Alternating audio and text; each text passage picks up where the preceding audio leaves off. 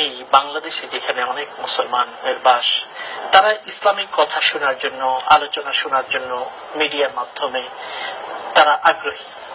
এবং ইতিমধ্যে অনেকগুলো মিডিয়া এই জাতীয় যেগুলো মোটো ছিল সেগুলো বন্ধ হয়ে গেছে। সর্বশেষ পিস টিভি নামে একটা টিভি ছিল, সেটাও আজকে সিদ্ধান্ত হয়েছে সেটা বন্ধ হয়ে যাবে। কারণ যে গুলশানে যারা জঙ্গি তাদের মধ্যে কেউ না কেউ ডক্টর জাকির নায়েকের ভক্ত ছিল, এরকম কোন প্রমাণ পাওয়া গেছে বা তার ফেসবুকের স্ট্যাটাস থেকে এটা প্রমাণিত হয়। ফেসবুকে জাকির নায়েককে ফলো করতো বা টুইটারের মাধ্যমে এটা ফলো করতে থাকে। এটার কারণেই তার উপর এই একটি বাংলাদেশি নিউজ পেপার সেটা প্রচার করলো, ভারতেও সেটা প্রচারিত হলো। সেই সুযোগে ভারত সরকার আগে থেকেই পিস টিভি বন্ধ রেখেছিল, আরো শক্ত করে সেটাকে বন্ধ করে দিল এবং ভারতকে অনুকরণ করে একদিনের মধ্যেই বাংলাদেশে সেটাকে বন্ধ করে দেওয়া হলো। তো এটার অর্থ হলো এটাই যে ডক্টর জাকির নায়েক বা সেখানে যারা স্পিকার আছেন কথা বলেন, তাদের অনেকের সাথে আমাদের বিভিন্ন বিষয়ে দ্বিমত আছে, থাকতেই পারে চিন্তাগত, কিন্তু মৌলিক একটা বিষয় আমরা সবাই, সব মুসলমান, যে শান্তির কথা। ইসলাম হলো শান্তির বাণী এবং সকল ধর্মের মধ্যে ইসলাম শ্রেষ্ঠ ধর্ম। তিনি তার বৈশিষ্ট্য হলো তিনি বিভিন্ন যুক্তি, বিজ্ঞান এবং অন্যান্য ধর্ম স্ক্রিপচারকে পর্যালোচনা করে এটা মুসলিম অমুসলিমদের কাছে তুলে ধরেছেন এক দশক ধরে মিডিয়ার মাধ্যমে যে ইসলাম শ্রেষ্ঠ ধর্ম। এই কারণে একটি যৌক্তিক দিন এবং তার উত্তরগুলোতে যৌক্তিকতা ছিল এবং আল্লাহ তাআলা তাকে সুন্দর একটা মেমোরি দিয়েছে, যে মেমোরির কারণে সহজে মুসলিম অমুসলিম লোকেরা আকর্ষিত হতো।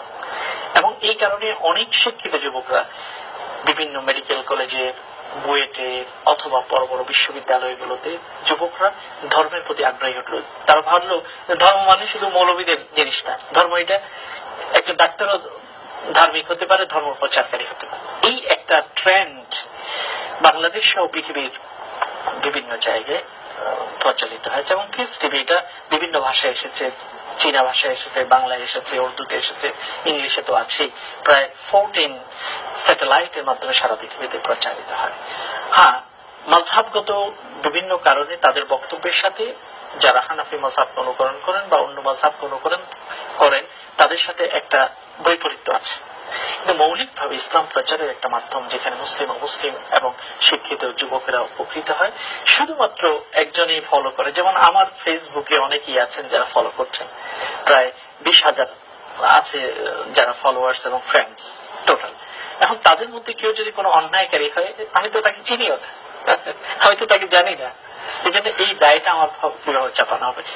পাশাপাশি এই প্রশ্নটাও জাগতে পারে যে যতগুলো জঙ্গি মধ্যে ধরা পড়লো তারা স্কলাস্টিকা ইংলিশ মিডিয়াম স্কুল থেকে বের হয়েছে, নর্থ সাউথ ইউনিভার্সিটির মতো একটা নামী বেসরকারি ইউনিভার্সিটির ছাত্র, এমনকি সেগুলোকে বন্ধ করা হবে? এখনো তো সেগুলোর বিরুদ্ধে কোনো পদক্ষেপ নিতে আমরা দেখিনি। অথবা এই জঙ্গিদের মধ্যে নিবরাজ ইসলাম নামে একজন জঙ্গি, ভারতীয় একজন নায়িকার সাথে তার ফটো আছে এবং সে তার ভক্ত, এই জন্য কি ওই নায়িকার সকল অভিনয়গুলোকে বন্ধ করে দেওয়া হবে? অথবা আরেকজন নায়িকা বা মডেল, তার স্বামী জঙ্গি হিসেবে ভিডিও মেসেজ দিয়েছে, কিন্তু তাকে তো গ্রেফতার এখনো করা হয়নি। তাহলে বোঝা যায় যে ভারত বলি বাংলাদেশ বলি পারস্পরিক এই ব্যাপারে একমত হয়ে গেছে, আর কিছু না হোক ইসলামের সাথে যেখানে সম্পর্ক বন্ধ করে দিতে হবে কোন রকম তদন্ত ছাড়া। অথচ একদিন আগে স্বরাষ্ট্রমন্ত্রী তিনি বলেছেন যে ডক্টর জাকির নায়েক তিনি অত্যন্ত জনপ্রিয় একজন ব্যক্তি, তার বিরুদ্ধে সিদ্ধান্ত নেওয়ার আগে আমাদেরকে অনেক তদন্ত করতে হবে। তো একদিনের কি তদন্ত হয়ে গেছে? তাহলে বোঝা যায় আমাদের সরকার বা স্বরাষ্ট্রমন্ত্রী বা এই জাতীয় ব্যক্তিদেরও এতটুকু আয়ত্তের ভিতরে নেয় বিষয়টি, বাহির থেকে এভাবে চাপ আছে যেটা বন্ধ করে দিতে হবে, এটি সুস্পষ্ট প্রতীয়মান হচ্ছে।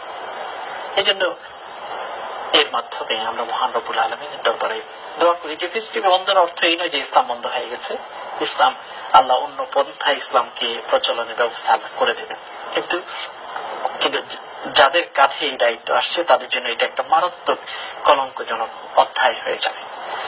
আমরা আবারও বলছি, অনেক ওলামাদের সাথে ডক্টর জাকির নায়েকের বিভিন্ন মতের কিংবা সেখানকার স্পিকারদের অনেকের মতের সাথে দ্বিমত আছে, থাকবে, এটা যুগ যুগ ধরে নিয়ম, কিন্তু তাই বলে বিপরীতপন্থী কোন ইসলাম প্রচারকারীকে বন্ধ করে দেয়া এটা কোনো হতে পারে না, এটা কোনো উত্তম পন্থা হতে পারে না।